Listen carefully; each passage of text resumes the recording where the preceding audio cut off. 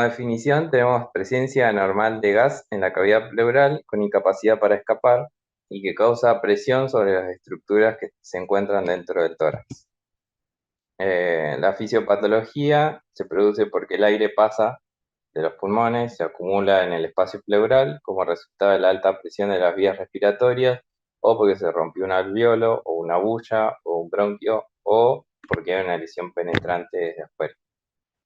Un efecto de válvula unidireccional evita que el gas escape del espacio pleural y este aumento de la presión pleural, que habitualmente es negativa y se transforma en positiva, da como resultado los síntomas clínicos porque comprime todas las estructuras intratorácicas, incluidas el mediastino, los pulmones y los vasos. Las situaciones típicas que podemos ver un neumotórax son cuando hay un abordaje de la vía central, sobre todo cuando es yugular interna o subclavia. Un neumotórax espontáneo con o sin enfermedad de base en el paciente.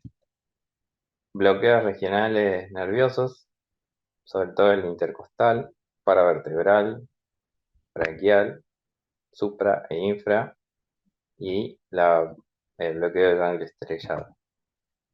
Barotraumatismo por la ventilación mecánica, por presiones elevadas, exceso de volumen o una falla en la máquina. Procedimientos cerca de la pleura, como puede ser biopsia de pleura, pleurocentesis, nefrectomías, esplenectomías, cirugía de esófago, broncoscopías o biopsias percutáneas. O un traumatismo torácico con lesiones penetrantes, la onda expansiva o una fractura costal, que es un traumatismo cerrado. Las manifestaciones clínicas son difíciles de diagnosticar cuando el paciente está en anestesia general porque los signos y síntomas pueden ser muy variables.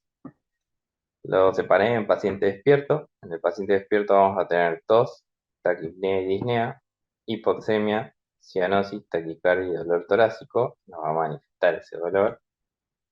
Y si el paciente está anestesiado, hipoxemia, hipercapnia, presión inspiratoria máxima elevada con distensibilidad del pulmón disminuida, volúmenes minuto y corriente bajo, con presiones elevadas, hipotensión y taquicardia.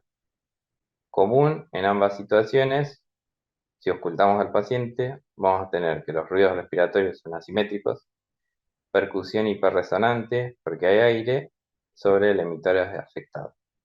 Otros rasgos que podemos tener es enfisema subcutáneo, desviación de la tráquea de la línea media, venas del cuello que pueden aparecer distendidas y el hemidiafragma abultado si están realizando una cirugía abdominal, ya sea abierta o laparoscópica. Los hallazgos en imágenes, lo más cercano que vamos a tener es la ecografía. Es más precisa y sensible que la radiografía de tórax. Se realiza de forma comparativa y se visualiza pérdida del deslizamiento pleural. Acá hay una imagen donde podemos ver el patrón normal, como se dice el signo de la playa, donde arriba vemos el deslizamiento pleural y abajo lo que sigue el pulmón. Y abajo tenemos las líneas A o código de barras cuando tenemos un neumotórax. Y en la radiografía de tórax lo que vamos a ver es pérdida de la trama pulmonar con un borde visible, que puede ser visible si es importante, a veces no es tan evidente, del pulmón colapsado y desviación del mediastino lejos del neumotórax. Ahí en la flechita está marcado el pulmón colapsado.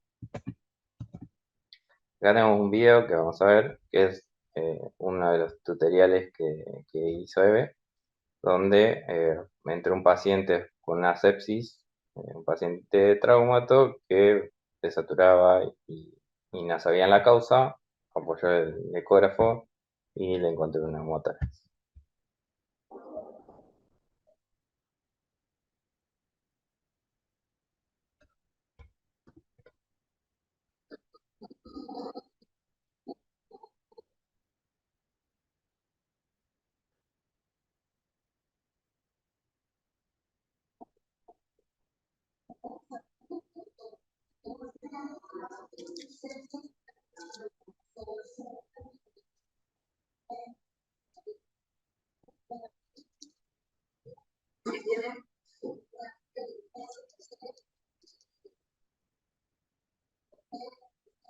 no se escucha el audio, pero ahí no hay neumotórax porque ven que tienen deslizamiento pleural, ¿sí?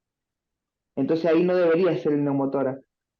Ahí se ve bien. ¿Ven las líneas B que se ven verticales? Esa quiere decir que está bien. Después en esa imagen, a ver, bueno, acá ven, a ver, acá ya no se ven esas líneas B y ahí pone el modo M y ven el código de barra. Esto es un neumotórax. Ahí no, porque ahí ven las líneas B cómo se deslizan y ahí sí hay neumotórax. ¿Ven? Ahí lo está comparando, parece. Eso es neumotórax. A ver, espera, no, eso, a ver, ahí hay líneas B, eso no es neumotórax. Espera, no sé si les quedó, no se escucha el audio además, pero Yo sí lo está, estaba escuchando, pero bueno, a ver, lo muestro en el video para que quede más claro con la imagen que porque vimos. hay uno que se le ve las líneas B y se ve el deslizamiento pleural y después muestra el que tiene neumotórax, para que Ah, le quede exacto. claro sobre todo a los chicos de primer año, porque es un diagnóstico muy fácil de hacer, es apoyando el ecógrafo. Ujú. Acá tenemos el deslizamiento y acá donde hace la ecografía de nuevo en el que tiene el neumotórax, ahí le aplica las líneas M y se ve el código de barras. Este Ahí se ve tiene el código de neumotórax, barra. exacto, y el otro no. Y lo que muestra después en el video, una vez que le colocan el tubo de tórax, que ahora lo vamos a ver que es el tratamiento, el paciente ya no tiene el código de barras en ese pulmón, igual no le aplicó el modo M, pero bueno, se ve cómo se Ah, desliza perfecto. la pleura. Después ese video es donde empieza otra vez las Claro, líneas claro. B con el deslizamiento pleural. Muy Ahí lo bien, que está bueno, diciendo Eve es que acá se ve el deslizamiento pleural en el pulmón que tenía neumotórax. perfecto. Después vean los videos, los chicos que no están acostumbrados a ver, sobre todo los de primer año, Exacto. y compárenlo. Es algo muy sencillo de ver apenas apoyas el ecógrafo. Y te hace un Ujú. diagnóstico rápido, el tratamiento rápido y tiene mucha mortalidad, porque si no lo identificás, paciente está hipotenso, hipoxémico, ¿sí? Así que es un tratamiento bastante sencillo, viene el cirujano y le pone el tubo de tórax. Ahora vas a hablar vos del tratamiento, pero también Sí, nosotros lo sí, podemos hacer. exacto. Bueno, el manejo, la gestión inmediata, lo primero que tenemos que hacer es avisar al cirujano si estamos en cirugía y se produce una motora, solicitar ayuda, aumentar la FIO al 100, confirmar el diagnóstico, como dijimos, auscultar, percutir, observar el tórax, puede haber diferencia de altura de un tórax al otro, si es posible realizar una RX de tórax o realizar la ecografía, que es lo que vamos a tener más a mano nosotros, descartar una obstrucción endobronquial del tubo o una falla de la máquina y evaluar signos vitales. Hipotensión brusca sin otra causa, sin otra etiología, hay que pensar en un neumotórax hipertensivo, hipotensión muy brusca. Y para eso vamos a hacer un poquito mención del neumotórax hipertensivo, que es uno de los tipos de neumotórax. Es una lesión pulmonar o de la pared torácica que lleva un mecanismo de válvula unidireccional con compresión y compromiso hemodinámico brusco, abrupto. Diagnóstico clínico es urgente y no hay tiempo para hacer imágenes. El manejo es un apoyo circulatorio donde se administra un bolo de líquidos, vasopresores o fármacos eh, si va a ser refractario, suspender los anestésicos inhalatorios e insertar un catéter, un Avocat de gran calibre en el segundo espacio pleural, en el lado afectado, línea media clavicular. La mejoría hemodinámica al producirse la inserción del catéter es instantánea y posteriormente lo que se debe hacer es colocar un tubo torácico que se va a colocar en la línea, en el cuarto espacio intercostal, en la línea media axilar.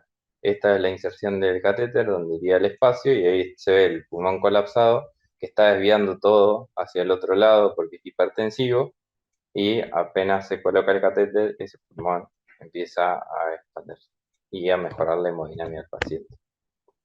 De manejo posterior, siempre, ya sea hipertensivo, colocamos el AOCAT o diagnosticamos el neumotórax, es proceder a la toracostomía, que es la colocación de un tubo de tórax en el cuarto espacio intercostal en la línea media axilar. Esto va a permitir que el pulmón se expanda. Si observa fuga de aire en el tubo de tórax colocado, hay que aumentar el flujo de gas fresco en el circuito de anestesia, aumentar la ventilación minuto para mantener la normocapnia, considerar la colocación de un tubo doble luz para bloquear ese pulmón que tiene una falla, una pérdida de aire, o un bloqueante bronquial, como tuvimos en la clase de Joel, y considerar la ventilación en jet de alta frecuencia si está disponible. Los factores de riesgo van a ser, con respecto a la ventilación mecánica, que tengamos presiones elevadas en la vía aérea, mal posesión de un tubo endobronquial doble luz, que puede causar presiones altas de la vía respiratoria de un solo pulmón, patologías como el EPOC, lesiones pulmonares agudas, bullas pulmonares, lesiones penetrantes en la pared torácica, o procedimientos, como habíamos visto, de la inserción de un catéter venoso central, o sea, recientemente. La prevención es conocer al paciente, porque si este paciente tuvo, como nombramos, una patología como el EPOC o tiene alguna bulla, podemos aumentar el riesgo de que se produzca. Ventilación, ajustar la configuración, evitando presiones elevadas de la vía aérea, siempre con una ventilación protectiva. Si vamos a colocar un tubo doble de lumen, eh, verificar siempre que está colocado correctamente, se puede hacer con rayos, también hay un tutorial de eso, con rayos, con fibro y demás. La insuflación también de los manguitos del tubo de lumen, que no sea excesiva, ya que puede dañar la vía aérea, y un diagnóstico oportuno y actuar rápido.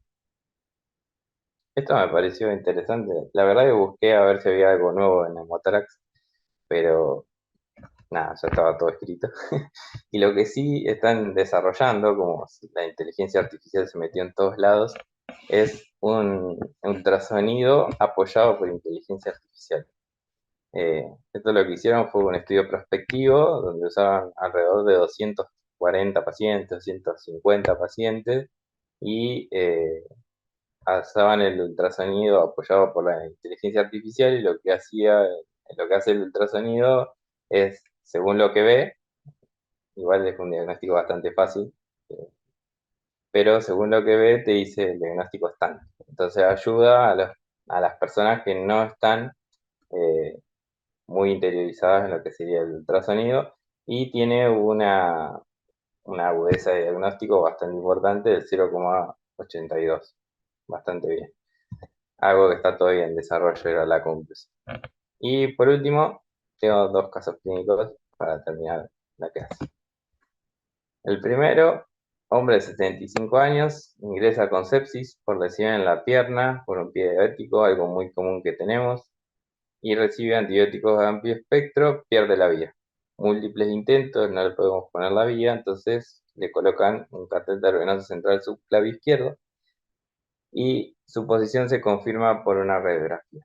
Una hora más tarde, a pesar de la reanimación continua y el tratamiento médico, el paciente presenta hipotensión aguda con presión arterial de 70-45, necesidad de oxígeno suplementario aumenta de 3 a 10 litros con máscara y el examen físico revela ausencia de ruidos respiratorios en el lado izquierdo del tórax, desviación traqueal hacia la derecha, matidez a la percusión en la parte anterior y posterior del pulmón izquierdo.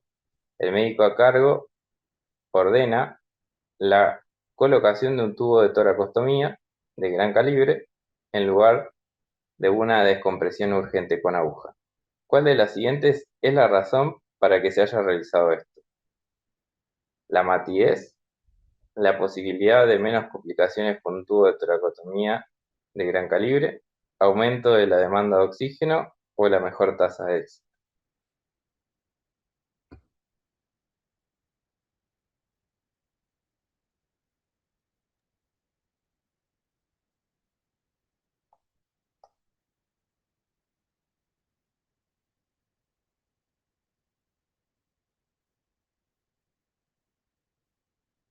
¿Sí, ahí? Creo que la A. Exacto. Decidió colocar un tubo porque, a diferencia de un neumotórax, que solo, en vez de tener matidez, que vamos a tener hiperresonancia, había matidez. Entonces, el paciente Se sospechó un neumotórax a tensión. Si el paciente está hemodinámicamente inestable y la sospecha clínica de neumotórax es alta, entonces se debe realizar la descompresión con aguja. Se realiza en el segundo espacio intercostal, como hablamos, y da como resultado la reexpansión. Sin embargo, el riesgo de que los pulmones se expandan rápidamente aumenta el riesgo de edema. Si después de la compresión con agujas, generalmente se coloca un tubo torácico y se realiza radiografía de tórax para corroborar. En este paciente había signos de hemotoras de tensión en vez de neumotoras de tensión, y el hallazgo clave en este caso fue que había matías. Por eso que no colocó una aguja, sino el tubo directamente. La descompresión con aguja no permitiría el drenaje de ese hemotórax de tensión. Y otro caso, y con esto los dejo, un joven de 16 años que presenta un traumatismo torácico y en una pierna con fractura expuesta, se identifica el neumotórax en una radiografía de tórax que le hacen. Después de la colocación del tubo, lo suben a quirófano para estabilizar la fractura expuesta. Y observa que alrededor del tubo y en la zona hay enfisema subcutáneo. Después de revisar el sitio de drenaje y el tubo, ¿cuál es el siguiente paso más apropiado que debería realizar el cirujano o nosotros si estamos solos? Es disminuir el nivel de aspiración del tubo, insertar un segundo tubo, porque parece que no está funcionando y hay aire en la pared, ajustar el tubo o enjuagar el tubo con solución salina.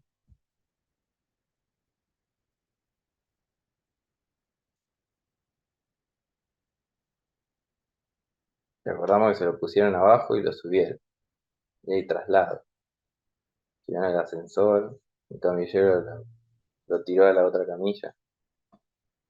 El ascensor quedó un poquito más abajo y hay un borde.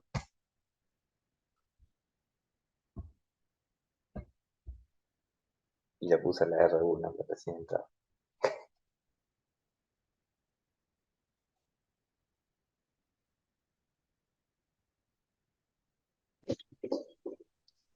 Supongo que se desplazó, Emma. Tenía que meter otro.